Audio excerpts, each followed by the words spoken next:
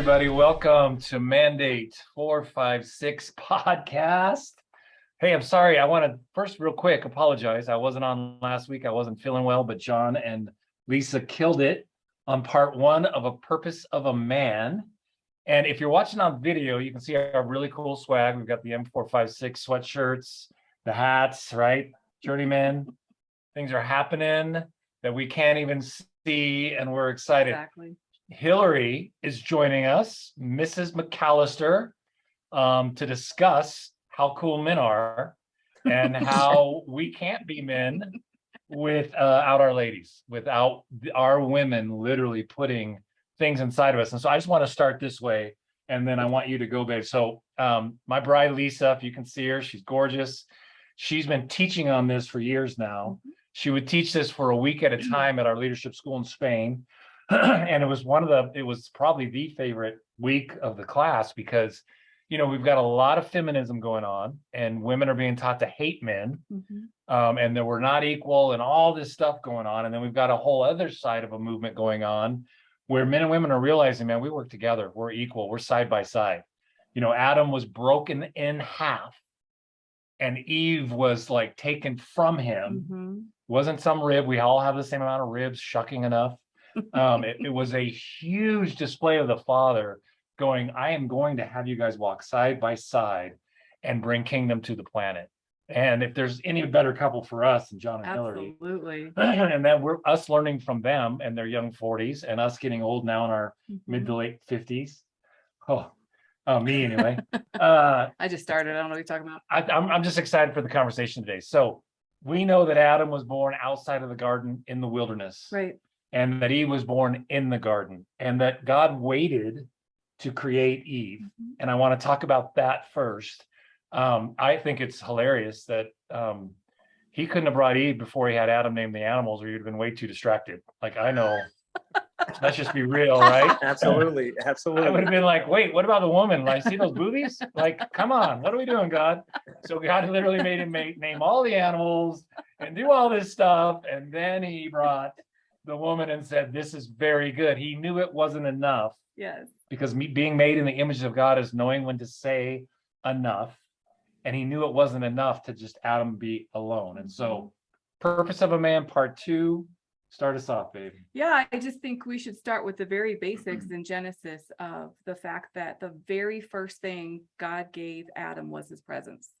And so when we're reaching out to this next generation of men, what we have to really teach them is the first thing you need to do is spend time in the presence of God, and all these things will be added onto you. And I think we forget how the foundational things are so important, and we want to skip them and we want to go to the good part. And I think, you know, of course, most men want to go to the female adage because it brings beauty and it brings softness and it brings something in their life they desperately need. But the Lord really gave him his presence first.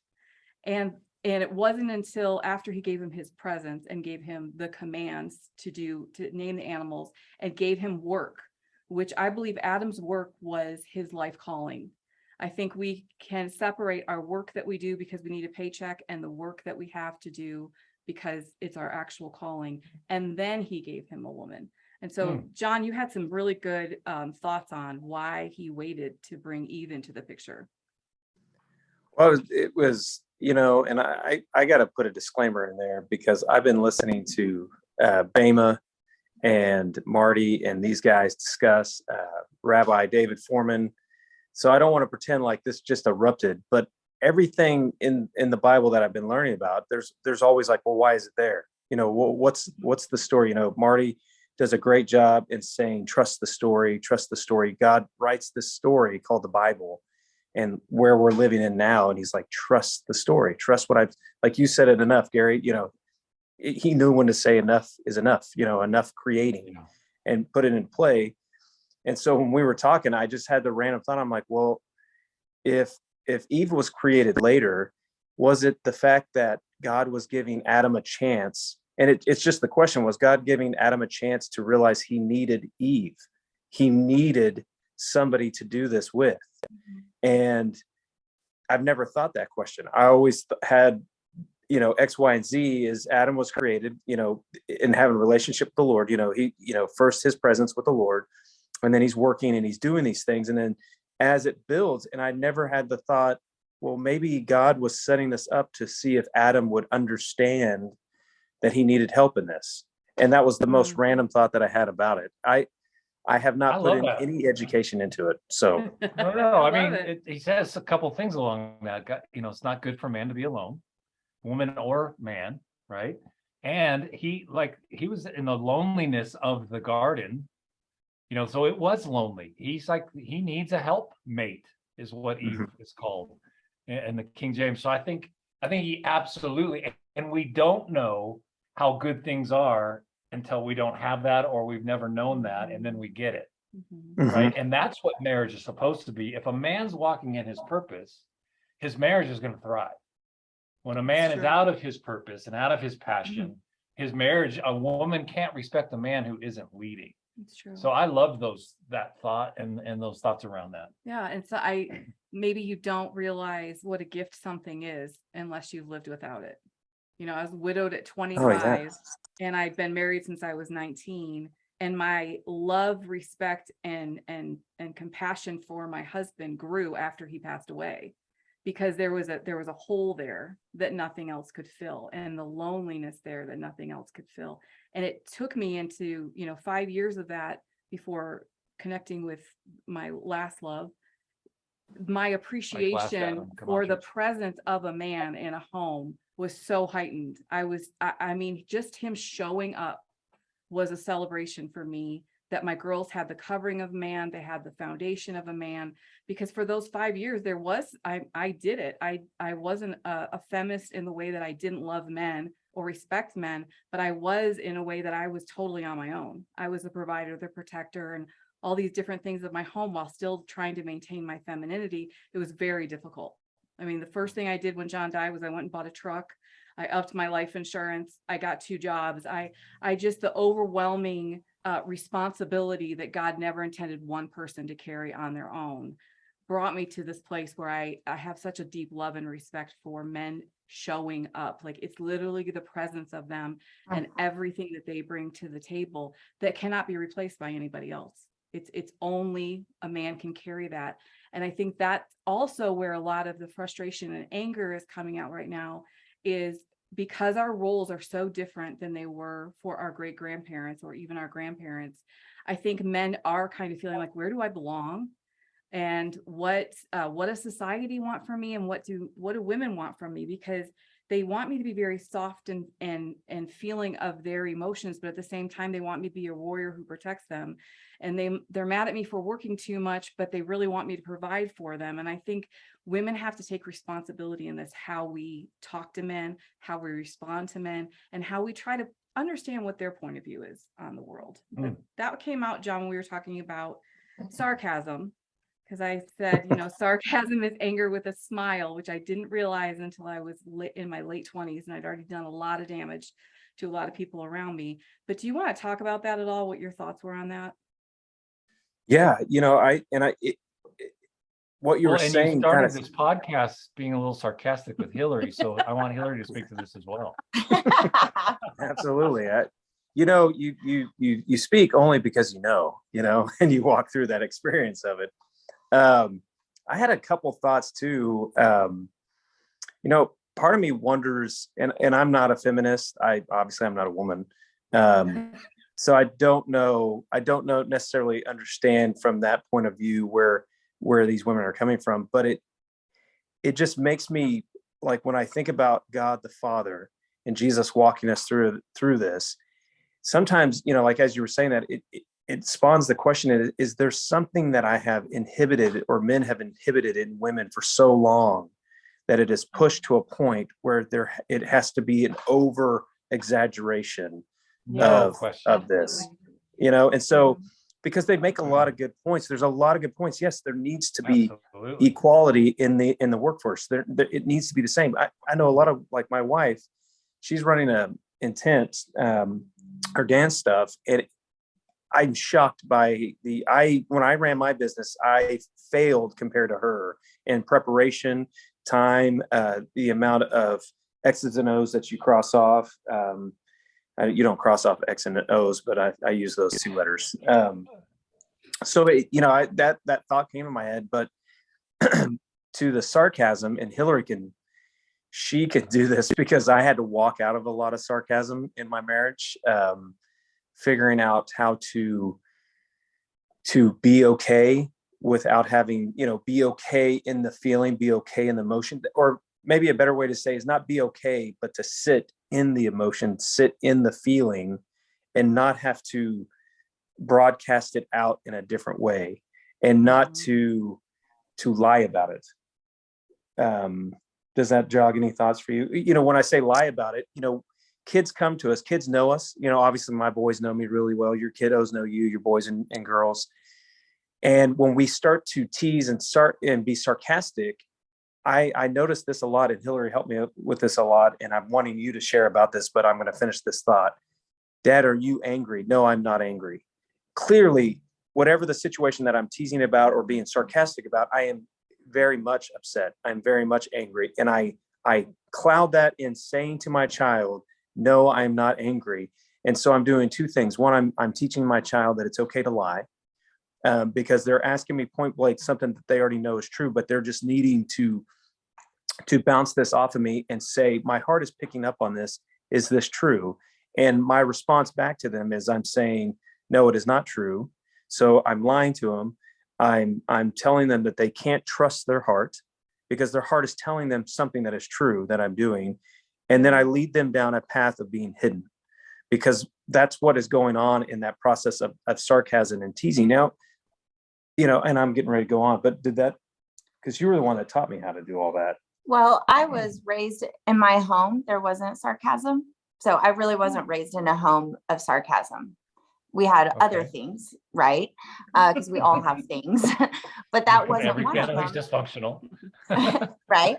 And, but when John and of course, when he's dating, he's like not sarcastic, right? Because he's just, trying to get that ring on that finger.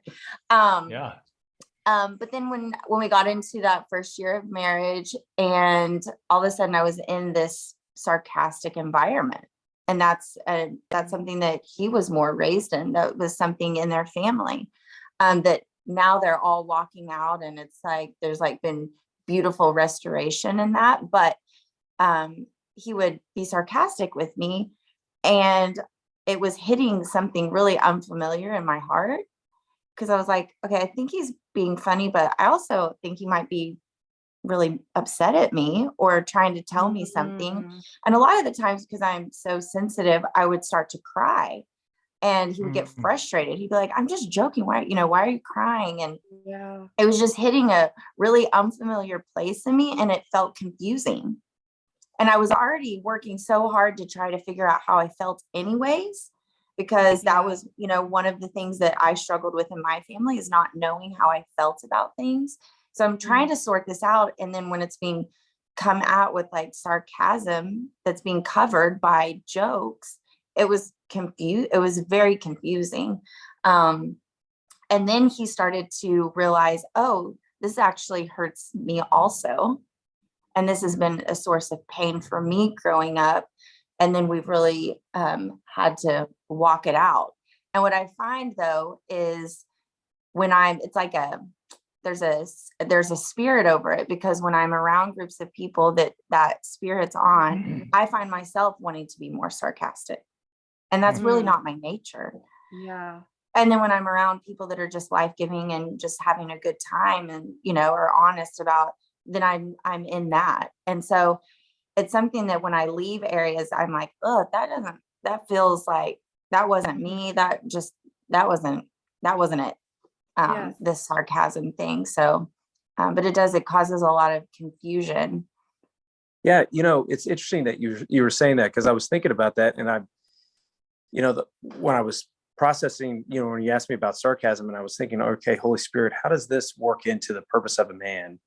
Well, I think that's one of the great, how do you say it, like landmines of marriages, and why we're sitting in some of the positions that we're sitting in, is because men don't know how to unhide And so if Mhm. the purpose of a man and a woman is to come together, like God said, it's not good for you to be alone. That does not sound sarcastic to me. just to play on the sarcasm words. God's being, serious. But we're in marriage and we don't know how to unhide. We only know how to deflect. We only know how to keep things at a distance. And so it's almost like we're staying in that lonely spot, wanting not to be lonely, but we can't get over it because people say, well, it's about communication, this. Yeah, all those things play a part into it. But I think in the spiritual side, where we're at when we're discussing the stuff that you guys do so well and talking about marriage and coming together and a man's role and a woman's role, if I don't know how to unhide, if I don't know how to sit and be able to discuss with my spouse feelings, emotions, then it creates that uneven tension, that uneven spot of what's true, what's not true. And then we live in this reality and we perpetuate this reality onto our children. And I'm sitting here and I'm really thinking about it. And I know that there's a place, I'm a fireman. There is a place to tease. Like I like to tease about, oh, that burger was great. And it tasted like horribleness. When somebody's cooking that can't cook, I get that there is a place for that. But, when that's the only place that we know is to hide, then that's where I see it deteriorating, some of the stuff that we're wanting to address. What is the purpose of a man? Well, what is the purpose of a woman? Because I don't think you can answer those questions necessarily uniquely apart. They always kind of it's like talking about Jesus and the Father. It's like you can't talk about one without the other eventually coming back in, because Jesus said so well, if you've seen me, you've seen the Father. He's talking to Philip and to Tom. I mean, you've seen me. And so anyway, I don't know if that answers that question, but that was my thought. That's what my heart was on that sarcasm piece.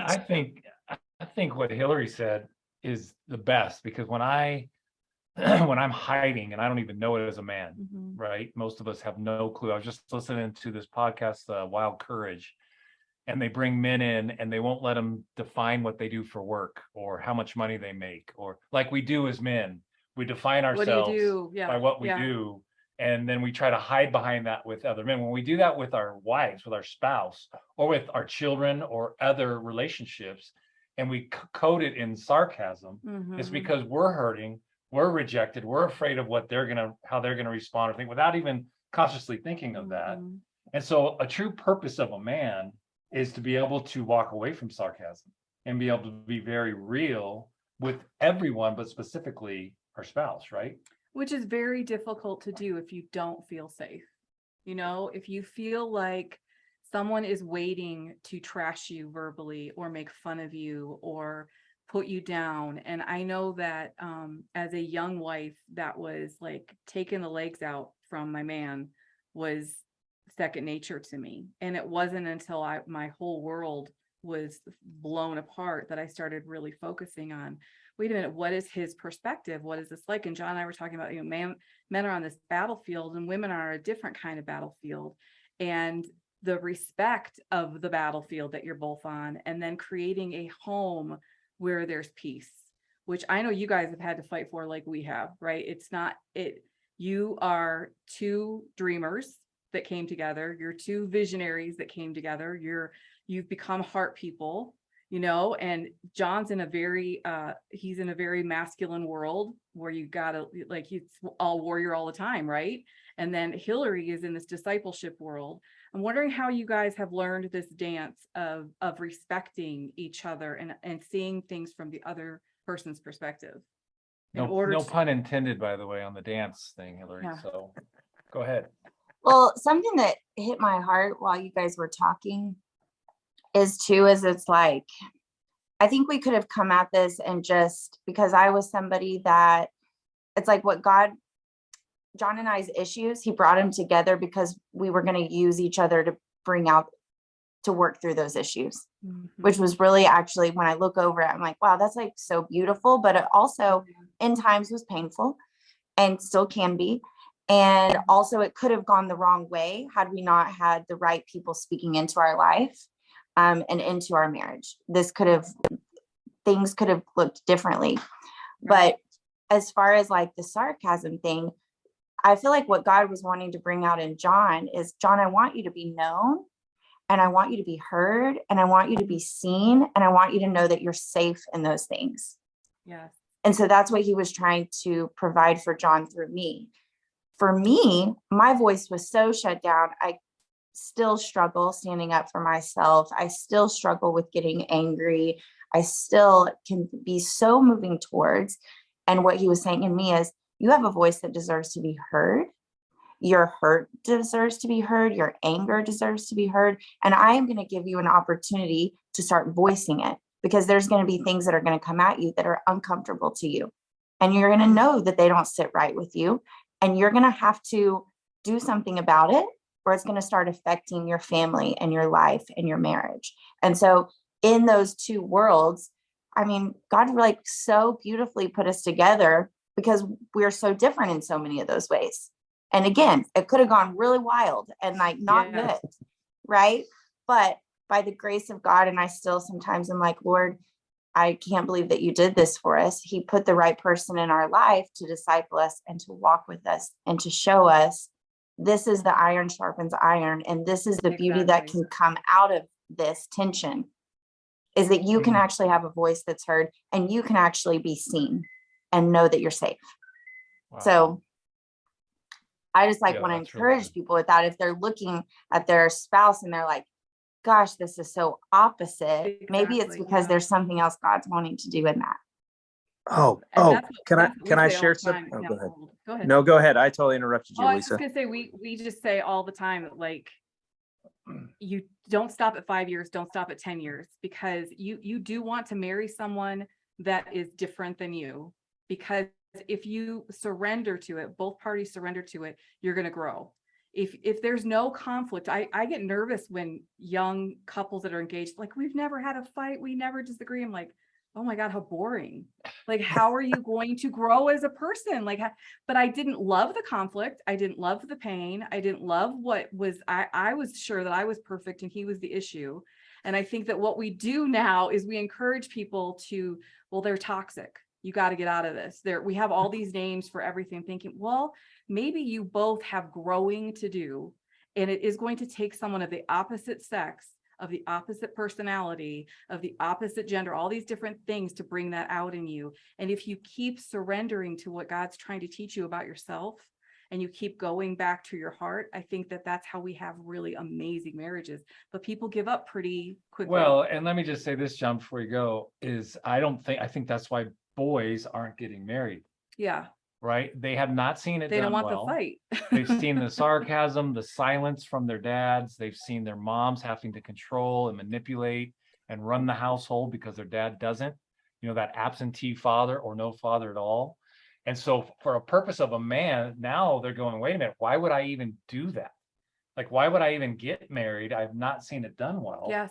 And so what we're saying here, what we're trying to encourage you with is, man, you can't do this by yourself. Mm-mm. And there's no way to have a happy marriage without conflict and without tension. What's the Eve mean?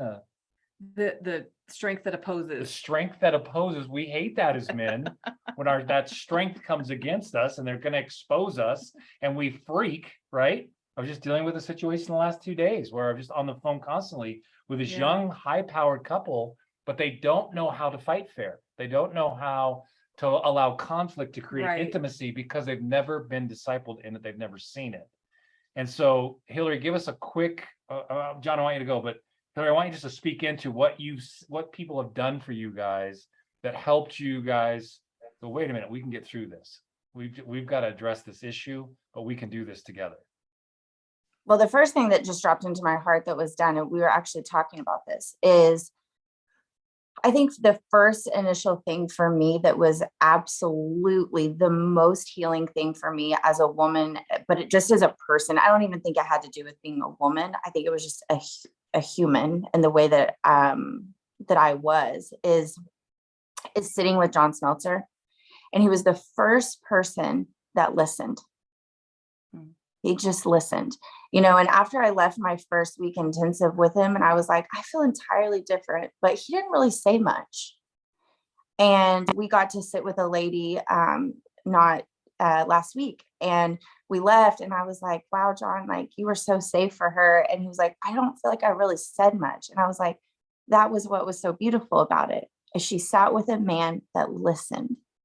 And then I just started weeping because I was like, oh, this is hitting me in a really tender place, because that's what happened for me. I sat with a man who just listened. And then I really think sitting with John Smeltzer, with the three of us, because most of our time was the three of us.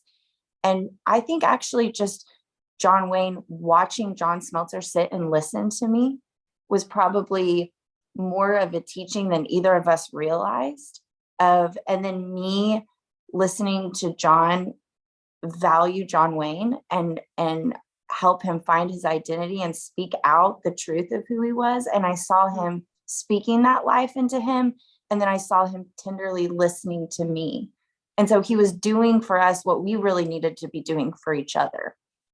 And he created space. There was also things like, there's an exercise, it's called 18 minutes, that we did religiously for a year to create space to be heard. And it was hard at times, but that really, really did help us a lot. What does that look like? So what it looks like is we have a timer, and it's 3 minutes. 3 minutes. For 3 minutes, I get to talk and he can't interrupt. He can only listen. And he'll give me like warnings like, you have a minute left, you have 30 seconds left. And I say whatever I need to say, because I know I'm not going to be interrupted. That makes body is tensing as you're speaking about it. It's okay, baby. Well, when you're married to somebody as sweet as me, it's not so scary. There you go. But, I love that. And then he would have 3 minutes, and it's hard. And he could respond to me or say whatever he needed to say. And we would do that for 18 minutes. And then for 24 hours, we could not discuss one thing that was brought up in that 18 minutes. Wow. And I like it, makes the sense. 18 minutes, because it's like the 18 inches from your head to your heart. You're getting out of your head That's cool. and into your heart with one Nice. another. Nice. That was good, babe. Yeah. I like That was nice. See, that's beautiful. And that's scary as hell. Yes. Right? That's For going to men. cost you something. Absolutely. And for women, yeah, it's just scary. It's terrifying. We did it. He actually sat with us and did it multiple times to walk us through it, because he knows it's hard, and he knew it was going to be hard, and he knew we needed to be safe in that. And so the first couple of times I think we did it with him, and then he was like, I think you guys need to do this, at least once a week, if not a couple times a week, so that you guys can really be heard. And we did it, and and now we can sit on John keeps talking about our coffee times. That's basically our 18 minutes, but we don't need a clock. And now we've learned not to interrupt each other. I love You that. listen. Yeah. And you listen to like us, and you just absorb and you're aware. It's kind of that sage that John Smeltzer, I mean, he's a true sage. And Mhm. a father. Definitely a father, not a teacher. He was aware. Yeah. He listened, right? And it's what we've been learning. I've been learning as I've gone into my 50s. It's taken me forever, right? But most men don't know how to do that. John, how vulnerable was that for you, and how did you process that? Oh man, it was hard. I mean, my mom is a counselor, and so I know counselors speak, or, speech. And so, but when you're sitting in that, it's difficult, because your mind is, we're mind people a lot of times. Most of us are not heart people. And, we talk about the 18 inches. We spend so much time in our minds defending ourselves and protecting ourselves, that in that scenario, especially being married to Hillary, it's learning to, one of the things that I saw consistently is I don't need to defend myself in this. Mhm. And one of the things that was interesting is not bringing it up, and learning to know that for the next day or two, I'm not going to bring anything up in that conversation, when she wasn't. At first it was choppy, and then it got good. And it's like, what I noticed is we started to be able to share those things that felt difficult to share.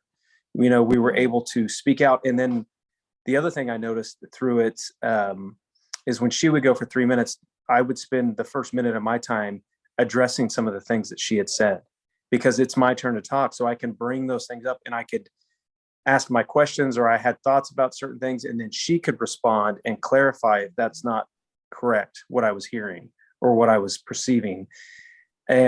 But in all of that, one of the things that hit my heart that I was going to say a few minutes ago, and it just keeps coming back through this 18 minutes, through the purpose of the man, and then in the woman being created out of Adam, around Adam, and the two opposing, is I remember John Smelter saying this over and over.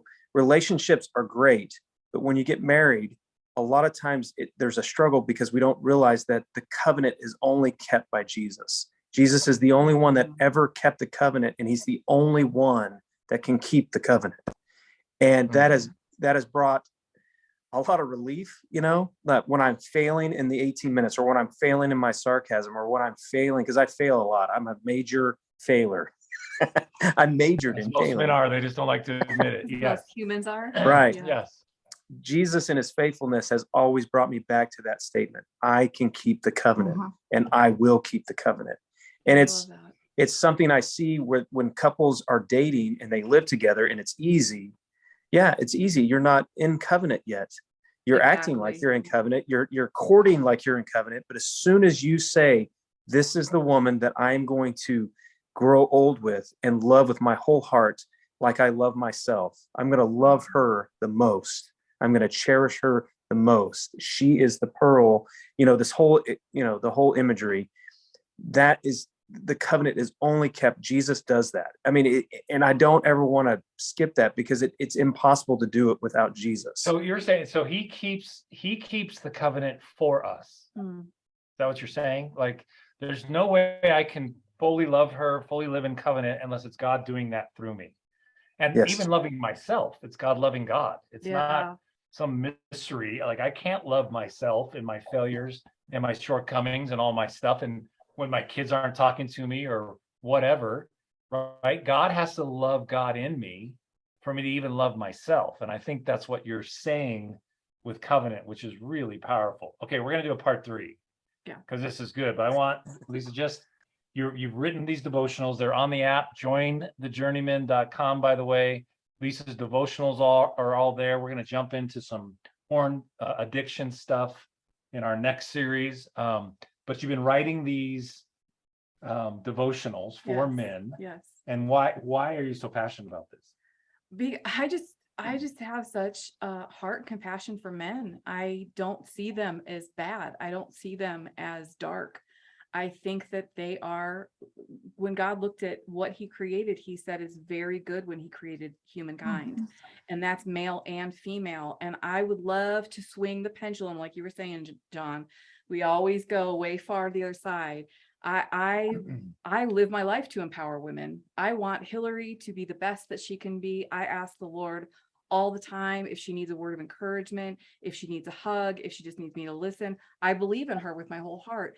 But her and I have a friendship where we don't have to criticize men in order to be fully alive as females. And I would like to be a part of that movement where we're not, in order to feel good about being female, we don't have to trash men. We have to come to this place of saying, and things have been out of balance. There has been abuse. There has been the movement. We needed it, but we need to come back to this place that we are a partnership where we need each other, and the human race will not thrive without us accepting the fact that a woman has a purpose, a man has a purpose. We bring those purposes together. It has nothing to do with roles. It has to do with what God said that we were created to do, and partnering with each other and honoring each other and speaking life to each other. I think that's what will change things for our children more than anything. Well, and I think that's what give hope to the next generation that aren't necessarily looking to be married, right? Right. I mean, we know the statistics. Our biggest problem on the planet right now is going to be population. There's going to be nobody left to do the work. We're not reproducing. I mean, most of Europe is gone by 2050, 2055 because they stopped having babies and they're not getting married. And so I think for America to thrive and to cover the whole earth in God's glory and live by kingdom, that's the whole point. Okay, we're going to do a part 3. John and Hillary, thank you. Hey guys, if you want to watch this on video, go our patreon.com/Gary and Lisa Black. The McAllisters are beautiful. You're gonna want to. You are going to want to see them. We're putting this podcast goes out to every single platform, Spotify, Apple, all over the place, SoundCloud. And we just want to encourage you, join as a man, join the app. Yes. Lisa's going to produce the women's side of the app soon, and we're going to do a lot on marriage. This, I think, was more of a marriage podcast than a men's podcast, but men need to know they can't be sarcastic and thrive in their family. It's about life and death, not being wrong or right or funny. Am I bringing life to my children? Am I bringing life to my spouse? And so this was a good one. Yeah. Awesome. Thanks, guys. I love it. All right.